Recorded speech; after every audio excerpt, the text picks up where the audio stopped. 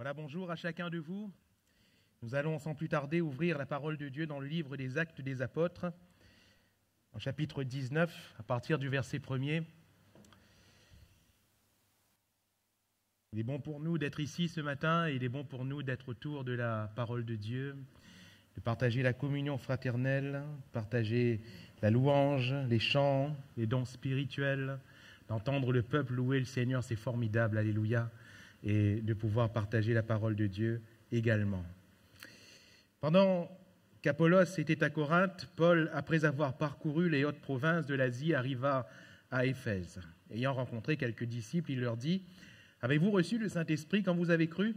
Ils lui répondirent : « Nous n'avons pas même entendu dire qu'il y a un Saint-Esprit. » Il dit : « De quel baptême avez-vous donc été baptisés ?»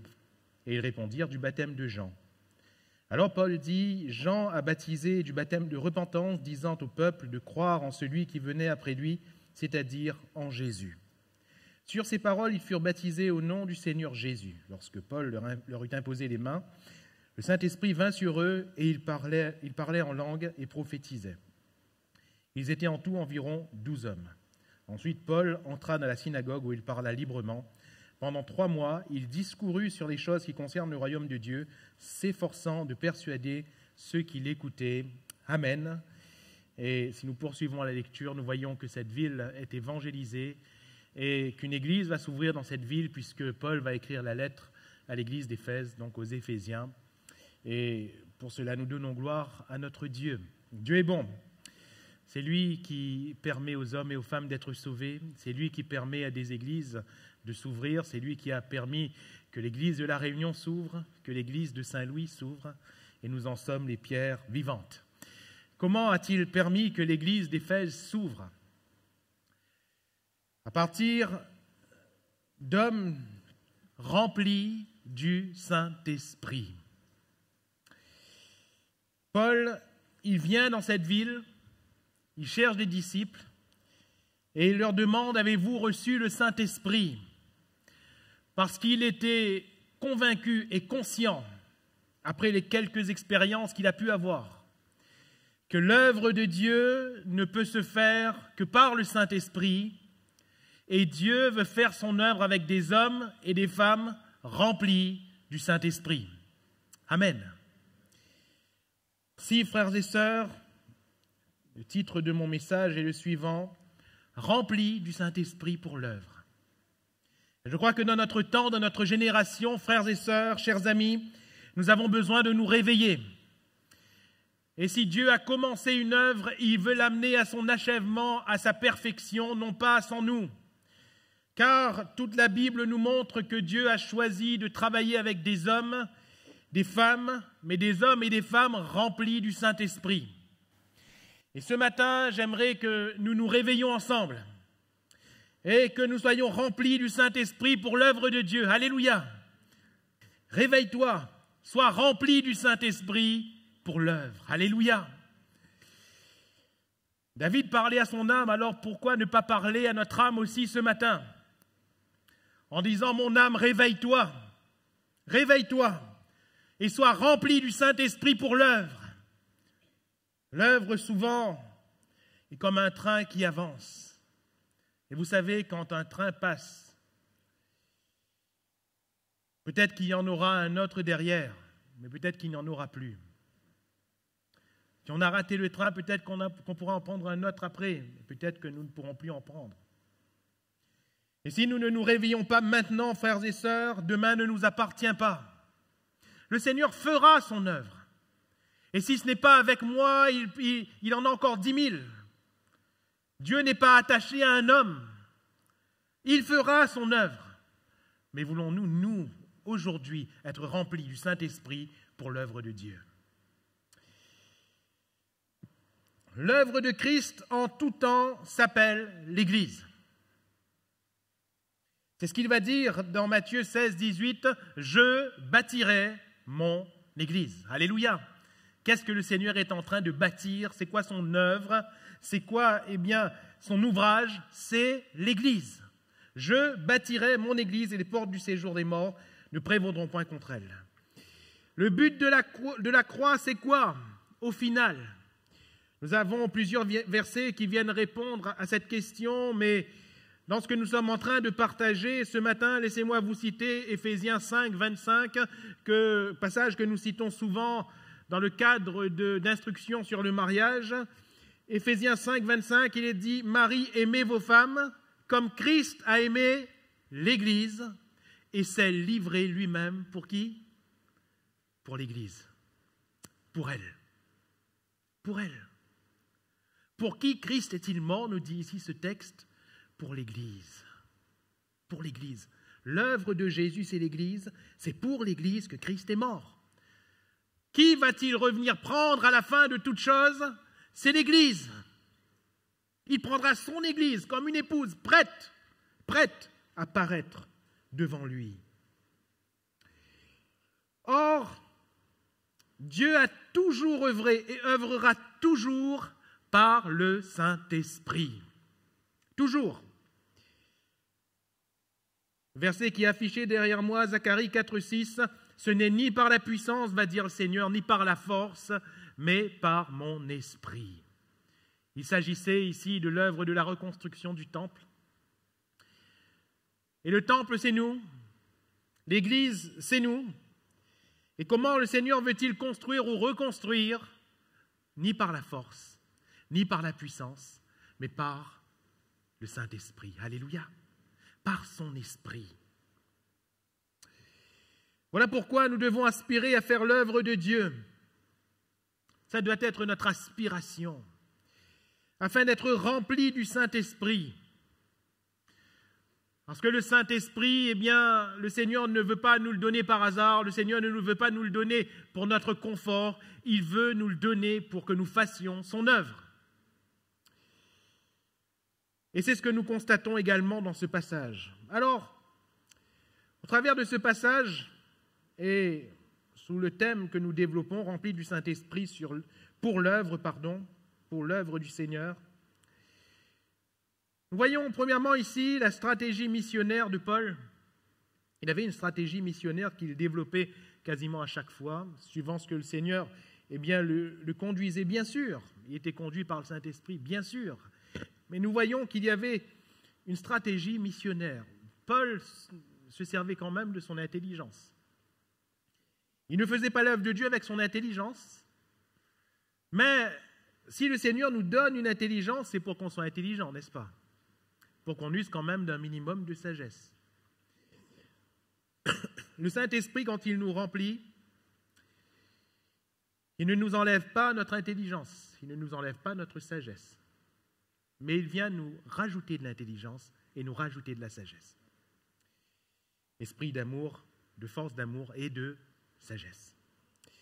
Alors, Paul arrive dans cette ville d'Éphèse, et j'aimerais rappeler la localisation de cette ville, puisqu'il nous est dit qu'il a parcouru les hautes provinces de l'Asie, il est en train de parcourir, là, et tout d'un coup, il s'arrête. Il s'arrête où ? À Éphèse. Pourquoi ?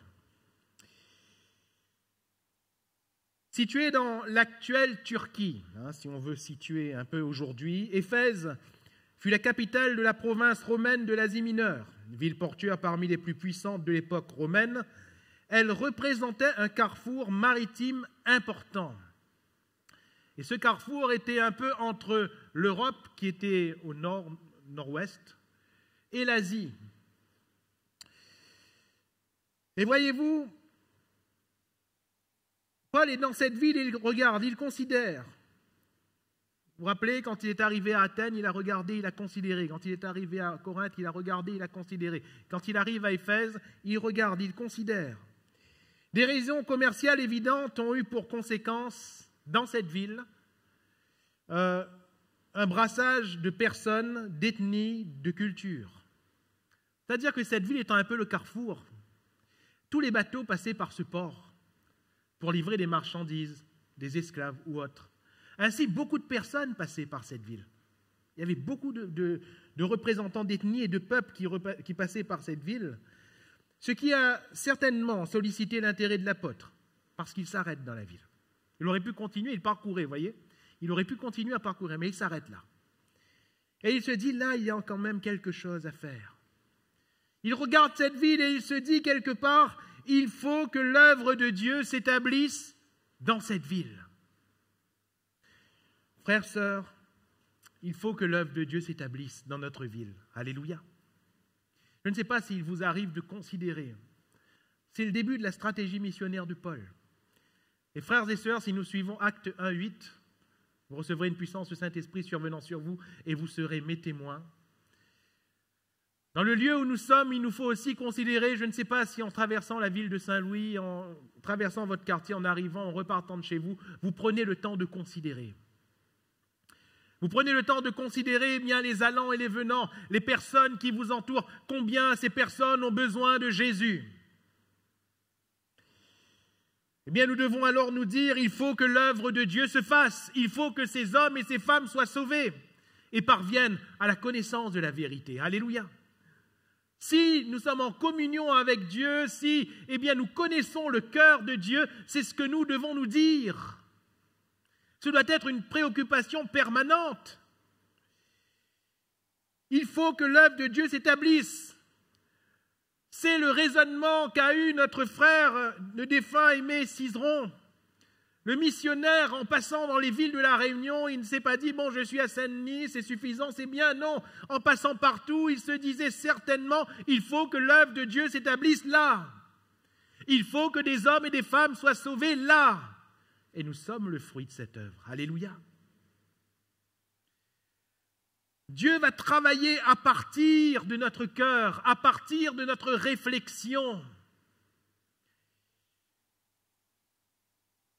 Et dans cette ville d'Éphèse, qu'y a-t-il? Il y a une grande idolâtrie. Grande est la Diane des Éphésiens, vous vous rappelez? Il y a une grande idolâtrie. Artémis. Cette ville est entièrement vouée à l'idolâtrie et à toute forme de débauche, étant une ville portuaire. Cette ville a besoin de Jésus. Mes frères et mes sœurs, notre monde a besoin de Jésus. Notre île a besoin de Jésus et notre ville a besoin de Jésus. Donc la stratégie de missionnaire de Paul, c'est de regarder, de considérer, deuxièmement, de trouver des disciples. Avant d'arriver là, il trouve Priscille et Aquilas et il va poursuivre l'œuvre avec eux. Et en arrivant là, tout de suite il cherche des disciples. Il cherche des disciples et la Bible nous dit qu'il va rencontrer quelques disciples, environ 12. Il cherche des disciples. Il cherche des frères et des sœurs, disons-le concrètement, afin qu'en établissant eh bien, la communion fraternelle, l'Église commence par un noyau. Mes frères et mes sœurs, là où nous sommes, Dieu veut travailler avec nous. Mais pas qu'avec moi seul, mais avec mes frères et mes sœurs. Alléluia. Nous ne sommes pas l'Église seulement dans cette salle, rue Jean 23, on est d'accord ? Nous sommes l'Église également dans nos quartiers. Nous sommes l'Église en formant corps avec tous nos frères et nos sœurs qui habitent dans les quartiers. Et nous avons besoin d'unir nos forces. Paul, il ne se dit pas « je suis le grand missionnaire, l'apôtre Paul ». Non. Qu'est-ce qu'il dit? J'ai besoin des autres.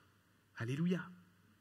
Jésus en venant sur terre et en commençant son ministère terrestre, après le baptême d'eau, après eh bien, avoir reçu l'onction du Saint-Esprit une nouvelle fois, il ne se dit pas « je suis le Fils de Dieu, je fais faire tout seul ».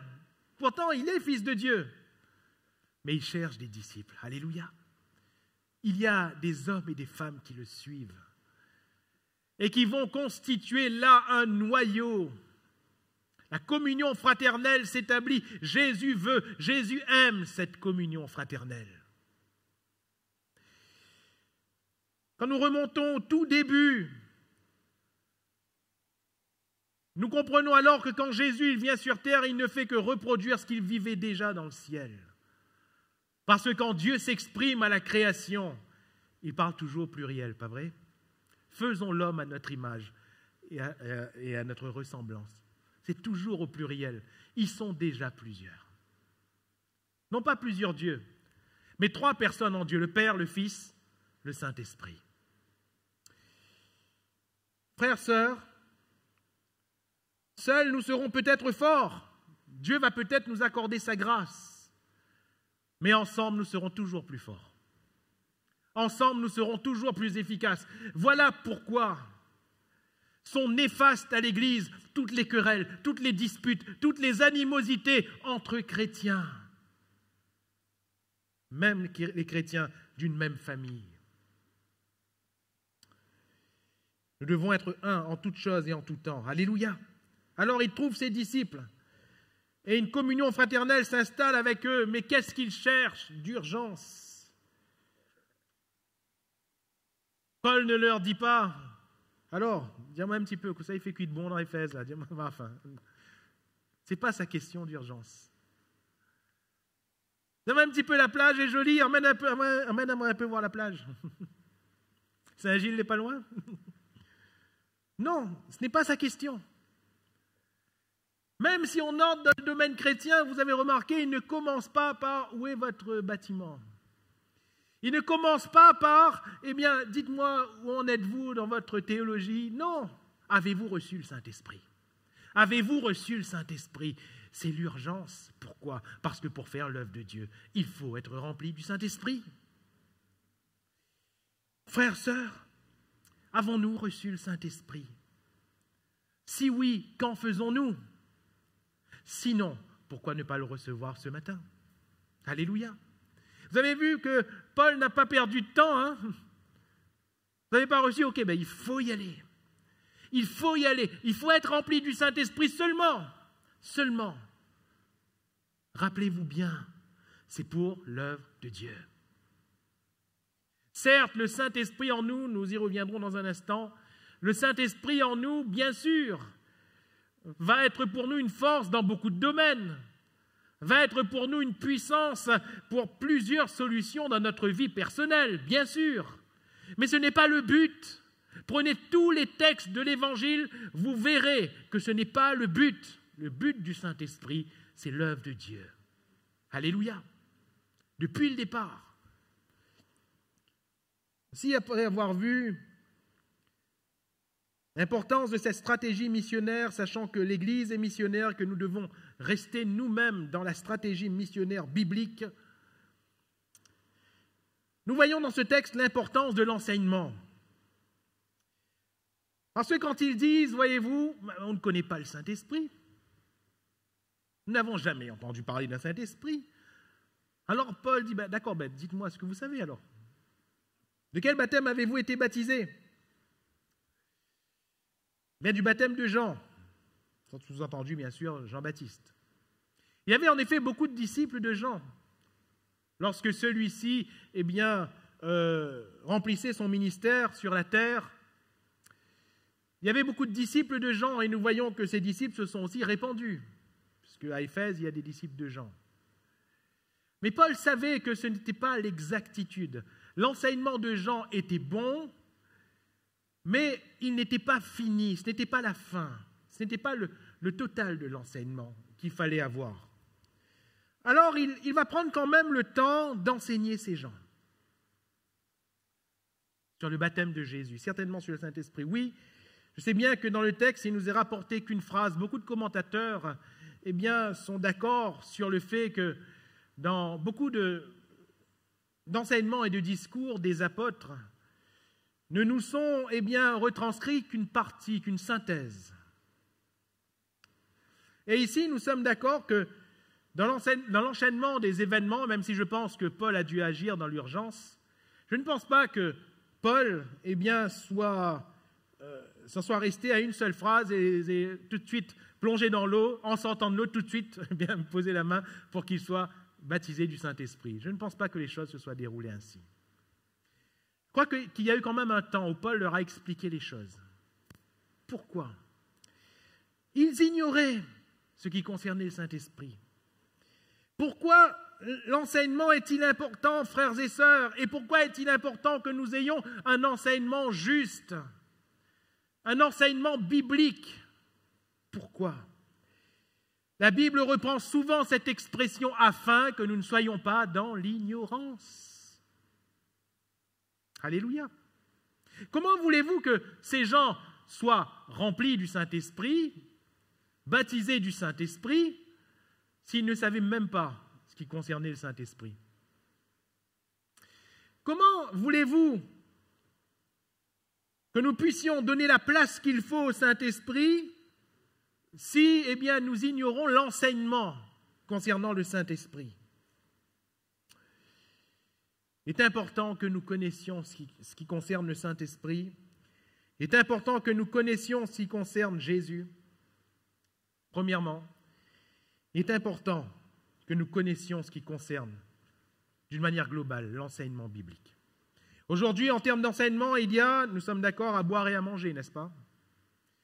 Il y a de tout, de tout.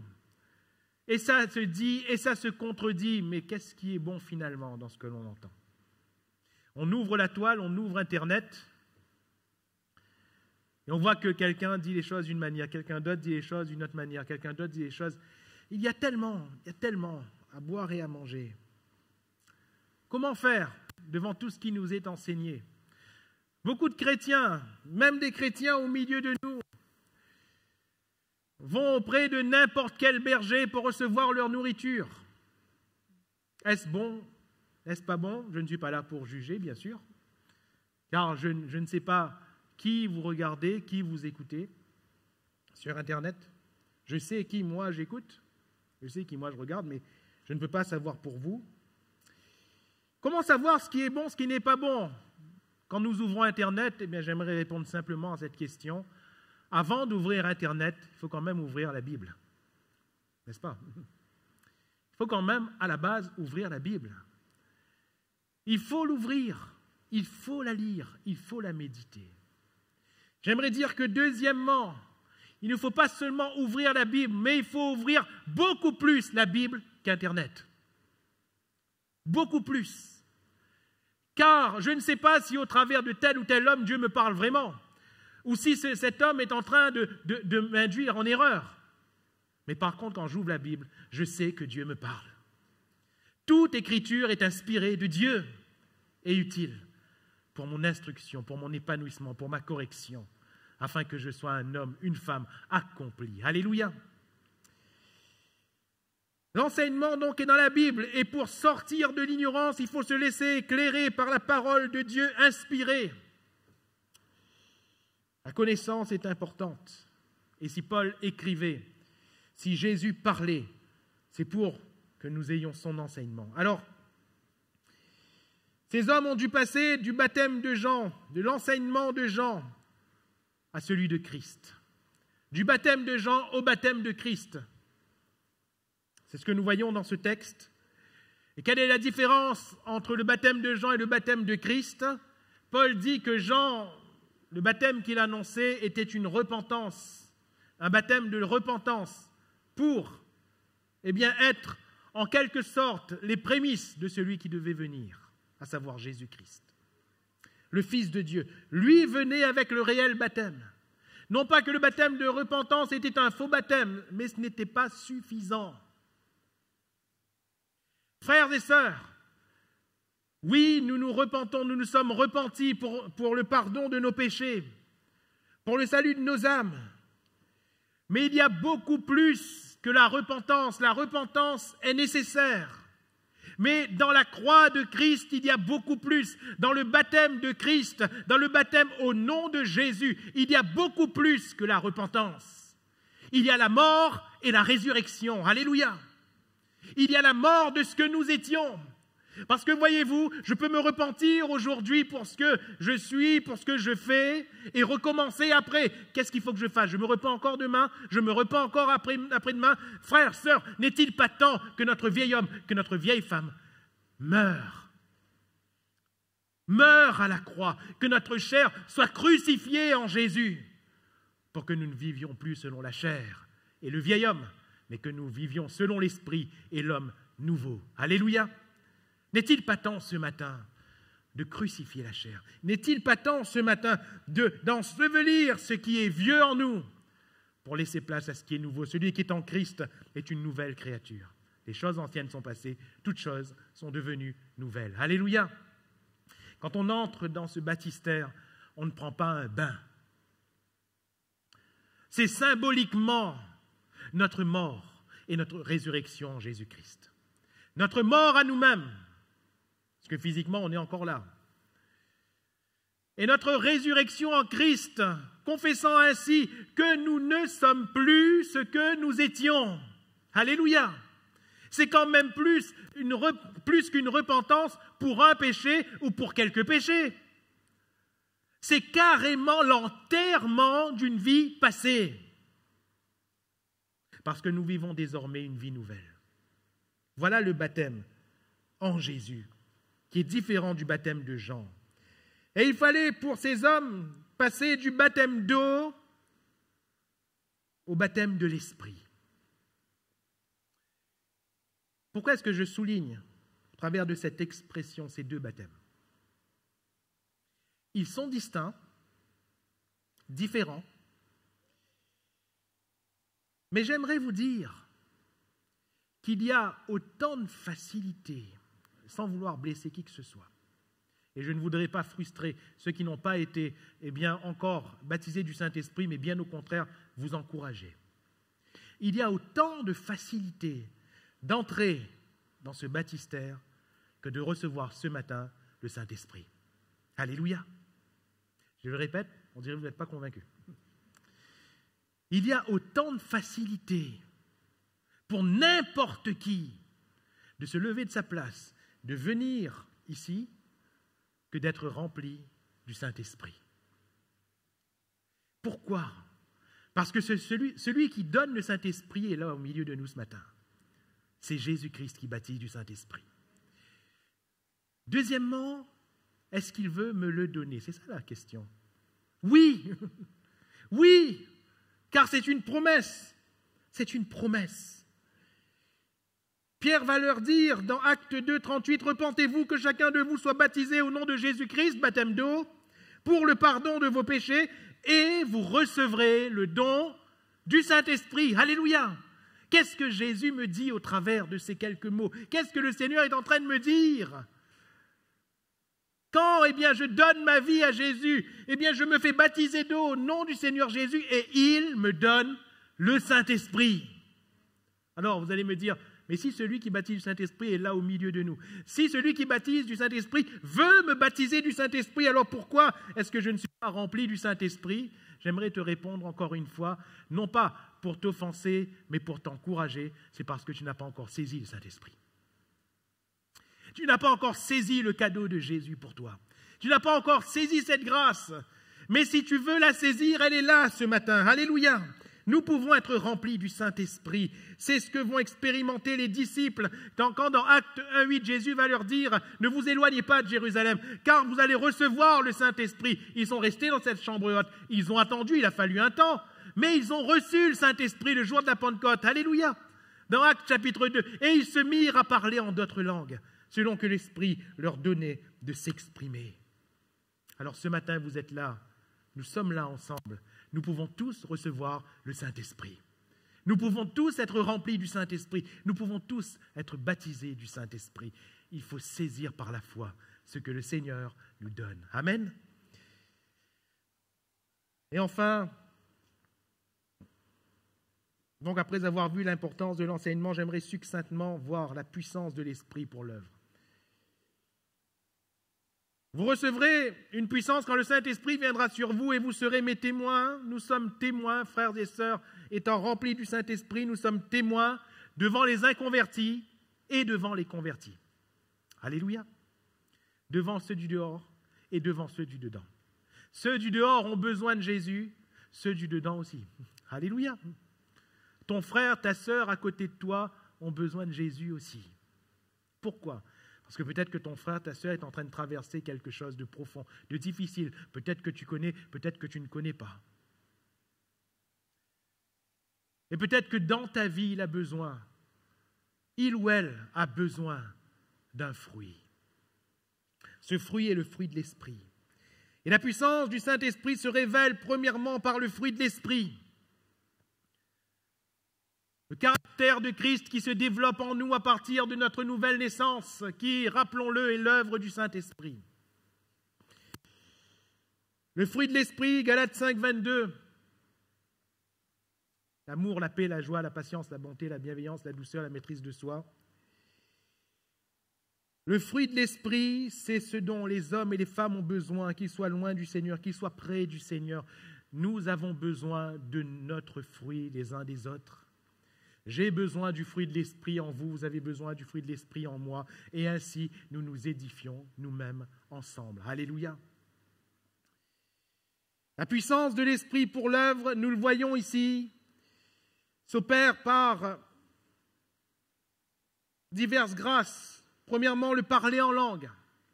Acte 2, ils furent tous remplis du Saint-Esprit et se mirent à parler en d'autres langues selon que l'Esprit leur donnait de s'exprimer.